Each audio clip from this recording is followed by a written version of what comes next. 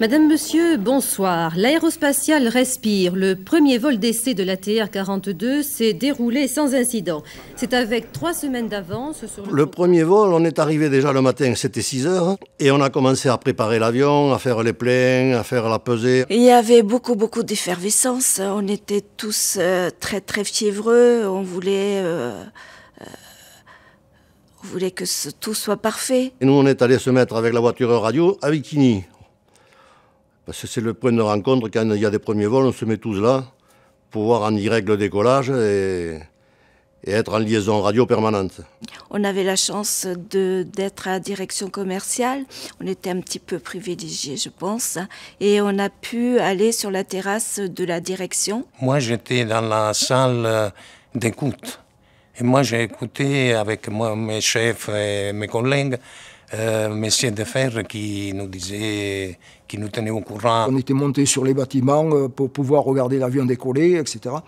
Tout le monde a ressenti un pincement au cœur et certaines larmes d'émotion ont perlé.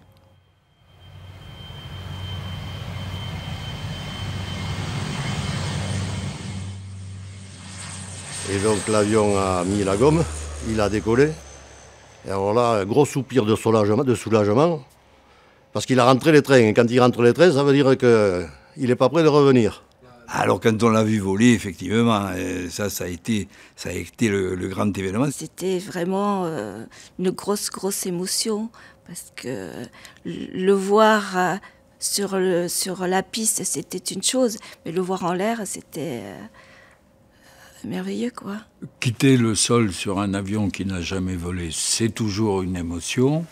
On est content de voir que tous les gens, les centaines de personnes qui ont participé à l'élaboration de l'avion puissent voir le résultat de leur travail, c'est certain. C'était la vraie joie, quoi, les grands applaudissements. Et puis nous avons patiemment attendu 2 heures. Toujours, on avait un petit peu d'angoisse, d'appréhension. Et une pression terrible. Mais c'était bien à la fois. Un premier vol, c'est toujours... c'est un peu comme une naissance. Et notre rôle est surtout d'identifier les points qu'il faudra améliorer. Pour moi, c'était la première étape importante. On tenait là vraiment un produit majeur pour l'avenir, parce que cet avion était simple, économe, et qu'il avait tout pour réussir. Le système fonctionnait normalement, et on a fait un premier vol qui, je crois, a duré 2h40, dans lequel on a couvert une bonne partie du domaine de vol sans difficulté. Premier vol, premier soulagement, mais tout reste à faire. Et au bout de 2 heures de vol, les opérations m'appellent et me disent « Oh, il y a l'avion qui t'appelle ». Alors je vais aux opérations, je vais voir. Alors là, évidemment, le stress, parce qu'en principe, quand on t'appelle, c'est que c'est pas bon. Et j'entends la voix de Gilbert de Fer à me dire « Est-ce que les gogonneux sont armés ?» Alors là, gros soulagement. Et lorsqu'on a revu au loin l'avion et qui s'est posé, là, c'était parfait, c'était l'immense joie. Incroyable, à vivre. L'atterrissage s'est très bien passé. Si ce n'est que j'ai fait un léger rebond parce que la profondeur s'ouvrait de cette petite difficulté qui fait qu'on a modifié les réglages du TAB avant le vol suivant.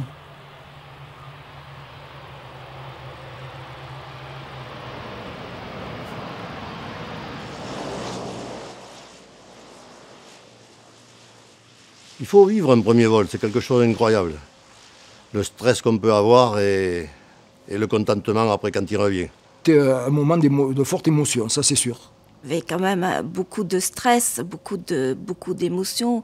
C'était notre premier bébé. On était le papa ou les mamans de cet avion.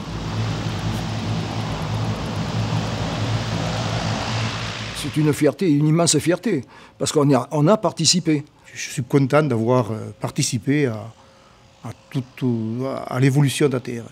Un souvenir magnifique d'avoir travaillé sur ce programme. Vu le succès, on a bien fait, tout est bien.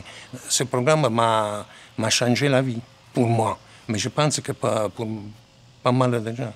Je peux dire que ATR, ça a été la meilleure, c'est là où j'ai passé les meilleures années de ma vie. Ça a été fantastique, on était une équipe super. C'est encore avec beaucoup d'émotion que je peux en parler. Et je souhaite qu'ATR continue longtemps. C'est merveilleux. Mais il faut continuer parce qu'il y en a encore à faire.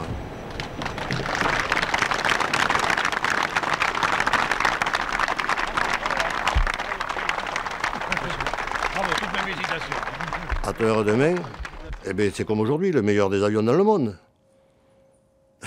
Le meilleur des turboprops, c'est ça, non?